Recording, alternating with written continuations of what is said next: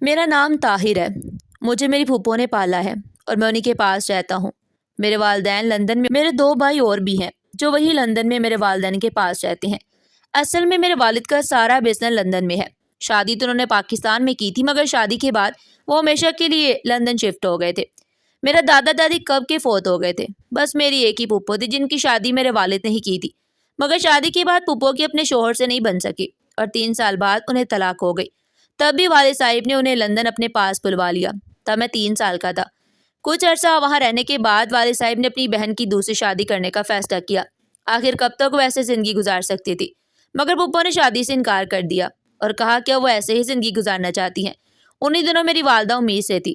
پھوپھو پاکستان آنا چاہتی تھی، تبھی والد صاحب نے انہیں پاکستان بھیج دیا، مگر وہ ہمیشہ کے لیے مجھے اپنے ساتھ لے آئی تھی۔ میرے والدین کو اس بات پر کوئی اعتراض نہیں تھا۔ والد پھوپھو کو خوش دیکھنا چاہتے تھے۔ پھوپھو شروع سے ہی مجھے بہت پیار کرتی تھی۔ انہوں نے پاکستان آ کر مجھے بہت پیار سے پالا، مجھے کچے اسکول سے تعلیم دلوائی۔ ہمارا سارا خرچہ میرے والدین اٹھا رہے تھے، کسی چیز کی فکر نہیں تھی۔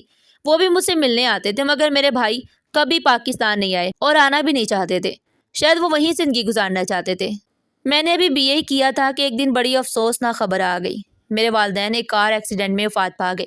حالات ایسے تھے کہ میں اور میری پھوپھو میں سے کوئی بھی وہاں نہ جا سکا۔ والدین کے فوت ہوتے ہی میرے بھائیوں نے ہم سے ناطہ ختم کر لیا اور ہمیں خرچہ بھیجنا بھی بند کر دیا۔ حالات خراب ہونے کی وجہ سے میں تعلیم جاری نہ رکھ سکا اور میں نے جاب کر لی۔ میں جوان ہو چکا تھا۔ میری پھوپھو کو میری شادی کی فکر لگ چکی تھی۔ میری جاب بھی ایک اچھے ادارے میں لگی تھی، تنخواہ بھی اچھی خاصی تھی۔ بالآخر میری پھوپھو نے ایک لڑکی پسند کر کے میری شادی کر دی۔ شادی کی پہلی صبح میری آنکھ کھلی تو میری بیوی نہانے گئی ہوئی تھی، مگر یہ دیکھ کر میں حیران رہ گیا کہ وہ پورے 3 گھنٹے بعد نہا کر نکلی۔ میں ڈر ہی گیا تھا کہ میری بیوی شمائلہ کو کچھ ہو نہ گیا ہو۔ جب وہ نہا کر نکلی تو میں نے اسے پوچھا، تم نے 3 گھنٹے صرف نہانے میں لگا دیے؟ تو وہ بولی، میں ایسے ہی نہاتی ہوں، ورنہ مجھے سکون نہیں ملتا۔ اس کی بات سن کر مجھے بہت تعجب ہوا اور میں یہ دیکھ کر حیران تھا کہ کوئی اتنی دیر بھی نہاتا ہے کیا۔ پھر اس نے جھاڑو اٹھایا اور کمرے کی صفائی شروع کر دی۔ خیر، نئی نویلی دلہن شرماتی ہوئی اچھی لگتی ہے، لیکن وہ تو کہیں سے بھی نئی نویلی دلہن ہی لگ رہی تھی۔ اس کی حرکت میں مجھے تھوڑی سی مایوسی ضرور ہوئی۔ گھر میں صرف میں اور میری پھوپھو رہتے تھے۔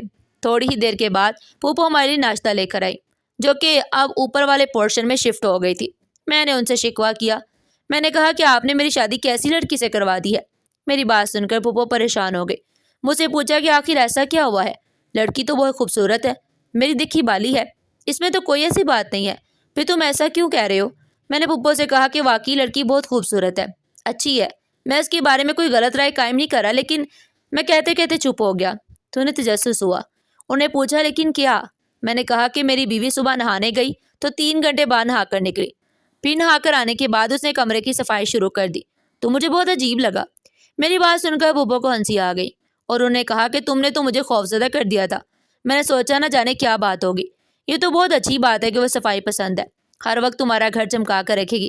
میں نے بھی اس کے بارے میں یہی بات سنی تھی کہ یہ بہت زیادہ صفائی پسند ہے، اس لیے میں نے اس کی شادی تم سے کروائی تاکہ وہ ایک اچھی لڑکی ہے، اب تمہارا گھر شیشے کی طرح چمکتا رہے گا۔ وہ پھولے نہیں سما رہی تھی۔ میں جو کہنا چاہ رہا تھا وہ میری بات سمجھ نہیں پا رہی تھی۔ میں نے سوچا انہیں میری بات سمجھ نہیں آئے گی، بلا وجہ میں ہی برا بن جاؤں گا۔ پہلے دن ہی بیوی کی برائی کر کے میں نے دوبارہ پھوپھو سے بیوی کے بارے میں اس قسم کی کوئی بات نہیں کی۔ پھر میری بیوی نے اور میں نے مل کر ناشتہ کیا۔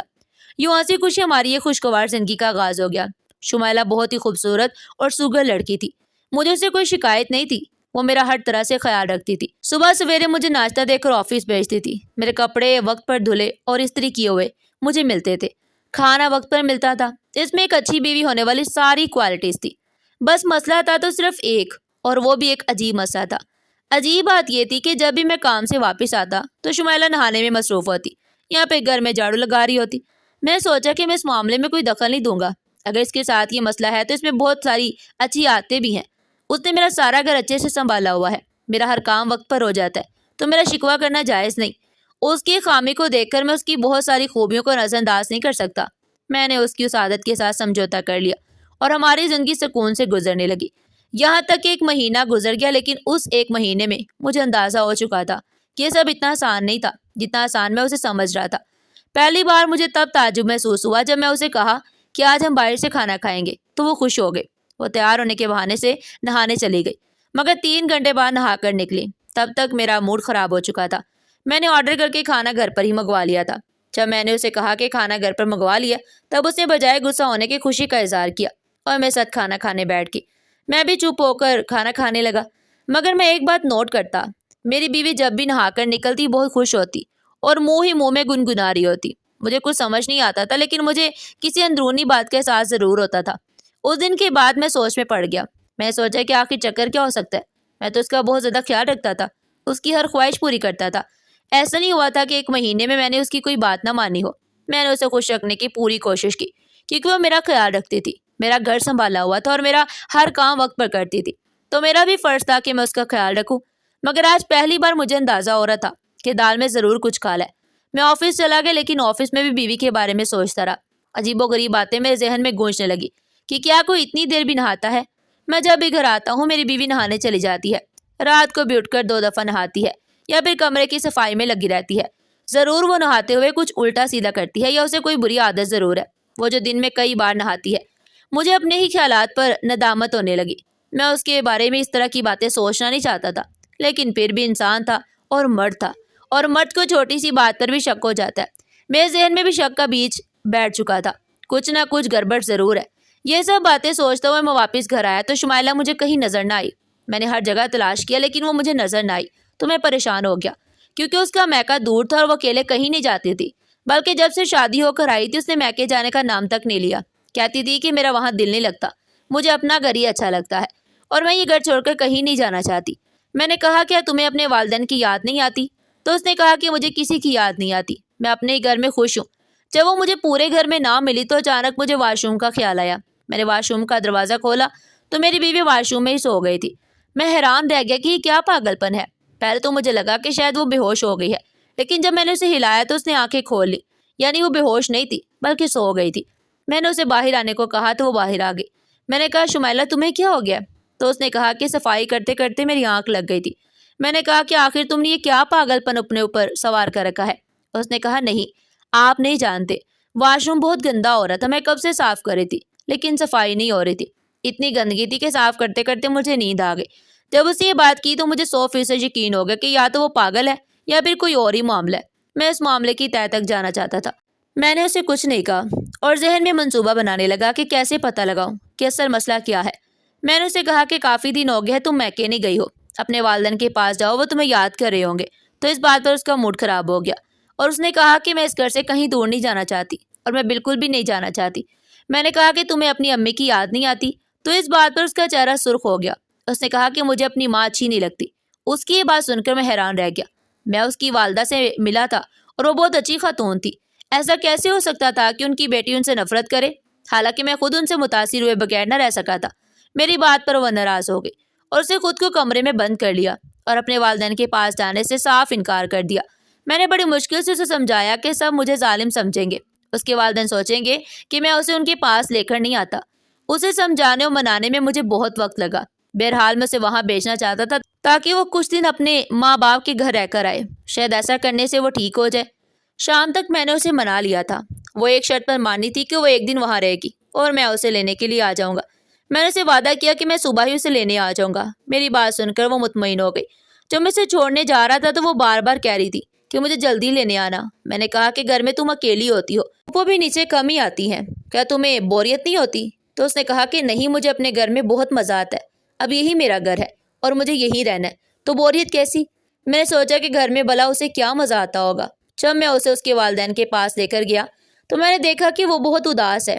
उसे इस तरह देखकर मुझे बहुत अजीब लगा। लड़कियां तो शादी के बाद बार बार वालिदैन के घर जाने की जिद करती हैं। उस लड़की के साथ आखिर मसला क्या था कि ये वहाँ जाना ही नहीं चाहती थी? मैं उसे छोड़कर आ रहा था तो वो मेरे पास आई और कहा कि बात सुनिए। मैंने कहा कि हाँ बोलो। तो वो कुछ कहते कहते रुक गई, आगे ना बोल सकी। तो मुझे बहुत गुस्सा आया, मगर मैंने खुद को रोके रखा। मैंने सोचा कि जब तक मैं सच्चाई ना जान लूँ तब तक उसे कुछ नहीं कहूँगा, वरना मैं ही बुरा बन जाऊँगा। घर आकर मेरे जहन में उसकी बातें ही चलती रहीं। उस वक्त भी बजाय इसके कि वो मैके जाने पर खुश होती, उसे वापस आने की फिक्र थी। अब तो मुझे यकीन हो चुका था कि कुछ ना कुछ ज़रूर है। मगर क्या ये लड़की अच्छी नहीं है? क्या ये मेरे सामने नफसियाती होने का ड्रामा कर रही है? हालांकि हकीकत कुछ और है। क्या ये मुझे बेवकूफ़ बना रही है?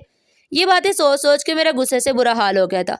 मुझे सच्चाई जाननी थी, लेकिन मैंने सोचा कि तभी मुमकिन है जब मैं वॉशरूम में कैमरा लगा दूँ और बीवी को घर ले आऊँ, फिर देखूँ वो क्या करती है।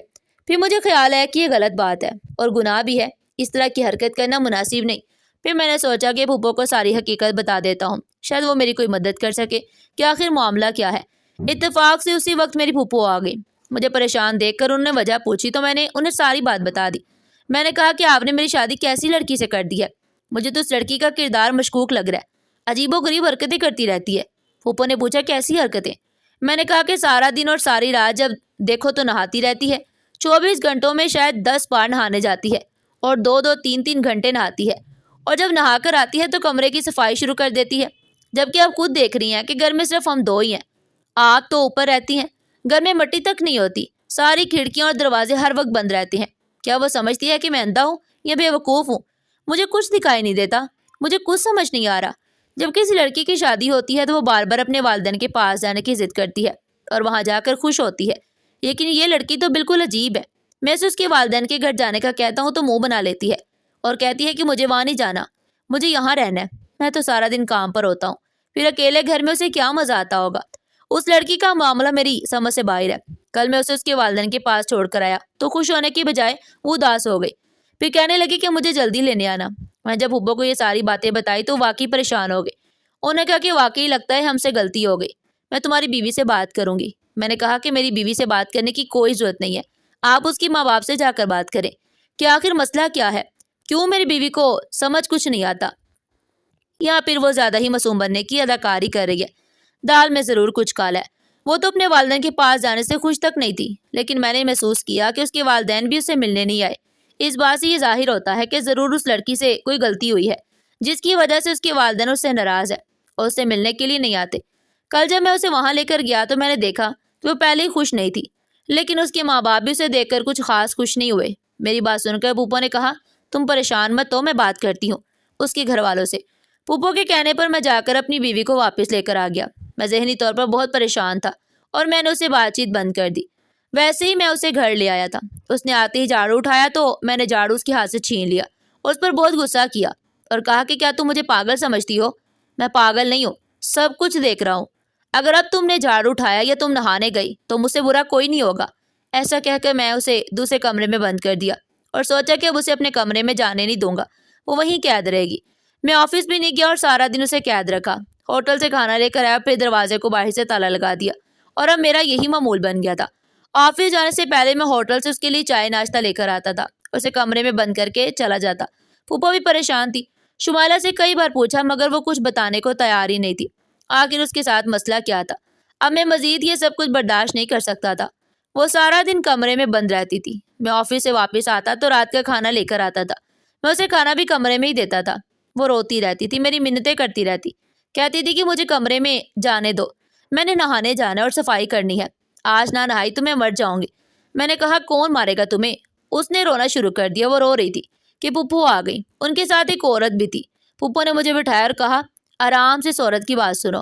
اس عورت نے بتایا کہ میں شمائلہ کی ممانی ہوں۔ دراصل شمائلہ ایک ذہنی مریضہ ہے۔ شمائلہ جب 8 سال کی تھی تو صفائی کی ذمہ داری اس کی ماں نے اس پر ڈال دی تھی۔ اتنی چھوٹی سی بچی پر اتنے بڑے گھر کی صفائی کی ذمہ داری کوئی ناسمجھ عورت ہی ڈال سکتی تھی۔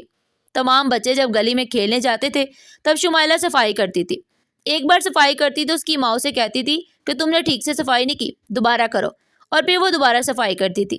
پھر ایک دن اچانک شمائلہ کے باپ کا فون آیا اور انہوں نے کہا کہ شمائلہ زخمی ہو گئی ہے، تم جلدی آ جاؤ۔ یہ سن کر میں دوڑی گئی، وہاں جا کر دیکھا کہ شمائلہ بہت زخمی حالت میں فرش پر پڑی ہوئی تھی۔ میں نے بھائی صاحب سے پوچھا کہ سب کیا ہے، تو انہوں نے کہا کہ تمہاری بھابھی نے اس کا یہ حال کر دیا ہے۔ ہم اسے ڈاکٹر کے پاس لے کر گئے، کافی وقت لگا اس کے زخم بڑھنے میں۔ پھر میں نے شمائلہ سے پوچھا کہ کیا ہوا تھا، تو اس نے کہا کہ ممانی میرے کپڑے بہت میلے ہیں، مجھ میں سے بدبو آ رہی ہے، میں نے نہانا ہے اور گھر کی صفائی بھی کرنی ہے ورنہ اماں مجھے مار دے گی۔ میں نے کہا بیٹا کیا ہو گیا تمہیں؟ مگر وہ بار بار یہی کہہ رہی تھی کہ مجھ میں سے بدبو آ رہی ہے، میں نے نہانے جانا ہے، جبکہ اس نے صاف کپڑے پہنے ہوئے تھے اور کوئی بدبو بھی نہیں آ رہی تھی۔ جب وہ ٹھیک ہو گئی اور ہم اسے ہسپتال سے گھر لے کر آئے، گھر آتی اس نے کمرے کی صفائی کی اور نہانے چلی گئی۔ پھر وہ 2 گھنٹے تک نہاتی رہی۔ میں سمجھ چکی تھی کہ بچی کے دماغ پر اثر ہو گیا ہے۔ میں اسے بہت سمجھاتی مگر وہ ایک ہی بات کرتی کہ اماں مجھے مار دے گی۔ پھر شمائلہ کے باپ نے بتایا کہ اصل میں اس دن اس نے گھر کی صفائی نہیں کی تھی اور بچوں کے ساتھ کھیلتی رہی، جس کی وجہ سے اس کے کپڑے گندے ہو گئے اور پسینے کی وجہ سے اس میں سے بدبو آ رہی تھی، جس پر اس کی ماں نے اسے بہت مارا۔ میں اسی وقت سمجھ گئی تھی کہ شمائلہ کے لاشعور میں یہ بات بیٹھ گئی ہے کیونکہ اس عمر میں جو چیز بچوں کے ذہن میں بیٹھ جائے وہ آسانی سے نہیں نکلتی۔ میں نے شمائلہ کے باپ سے کہا کہ بچی کا نفسیاتی علاج کروائیں۔ وہ نفسیاتی مریضہ بن گئی ہے، لیکن وہ اپنی دنیا میں مگن رہے اور انہوں نے اس کا علاج نہیں کروایا۔ مجھے اس بات کی بہت فکر رہتی تھی، لیکن مجھے معلوم نہیں تھا کہ وقت کے ساتھ ساتھ اس کی بیماری اتنی بڑھ جائے گی کہ شادی کے بعد بھی وہ یہی سب کرے گی۔ اب مجھے بات سمجھ آ گئی تھی کہ بچپن کا یہ خوف اس کے ذہن میں بیٹھ گیا تھا اور میں اس معصوم لڑکی کو بد کردار سمجھ رہا تھا۔ میں نے اسے کمرے میں بند رکھا۔ اس بات کا مجھے بہت افسوس ہوا۔ میں نے اسے کمرے سے نکالا اور اسے معافی مانگی۔ اسے اپنے کمرے میں لے جا کر بڑے پیار سے سمجھایا، پھر اپنے ہاتھ سے کھانا کھلایا، اس کا علاج کروایا۔ میں نے ڈاکٹر کو اس کی ساری حقیقت بتا دی۔ ڈاکٹر نے بتایا کہ یہ سب اس کے ذہنی صدمے کی وجہ سے ہوا ہے۔ اگر علاج جاری رکھا جائے تو وہ ٹھیک ہو سکتی ہے۔ 1 سال کے مسلسل علاج کے بعد میری بیوی بالکل ٹھیک ہو گئی۔ اب وہ میرے ساتھ گھومنے بھی جاتی ہے، 2 گھنٹے نہیں نہاتی، اور ایک خوشخبری یہ ہے کہ وہ اب امید سے ہے، وہ ماں بننے والی ہے اور میں باپ بننے والا ہوں۔ آج میری زندگی بہت خوشحال ہو گئی ہے۔ آخر میں یہی کہوں گا کہ بچپن میں اپنے بچوں کا خیال رکھے۔ یہ عمر ان کے کھیلنے کی ہوتی ہے۔ ڈانٹنے کی بجائے بچوں کو پیار سے سمجھائے تاکہ وہ ذہنی دباؤ کا شکار نہ ہو۔ ناظرین، آپ کو ہماری آج کی کہانی کیسی لگی؟ کمنٹ سیکشن میں اپنی قیمتی رائے کا اظہار ضرور کیجیے گا۔ پھر ملتے ہیں ایک نئی سبق آموز کہانی کے ساتھ۔ تب تک کے لیے اللہ حافظ۔